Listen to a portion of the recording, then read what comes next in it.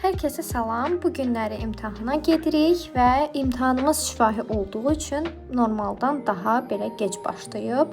Artıq mən universitetdəyəm və uşaqlarla biraz bufetdə oturub təkrar elədikdən sonra birlikdə qalxırıq artıq imtahanımızın olduğu otağa. Burada isə artıq mən və rəfiqəm imtahanı verib çıxdıq. İkimiz də qəşəng nəticə göstərdik və evə gedirik. Burada bilmirəm niyə sizə dırnaqlarımı göstərməyə çalışmışam. Bu dəfə həmişəkindən daha fərqli bir rəng və stil eləmişəm. Maşında oturduq, biraz söhbət elədik. İkimiz də çox yorulmuşuq, çünki gecə də az yatmışdıq. Gördüyünüz kimi artıq evdəyəm. Bilmirəm sizdə necədir, amma mən evə gələndən sonra bu aksesuarlarım mənə ağırlıq eləyir sanki. Həmçinin makyajım da elə.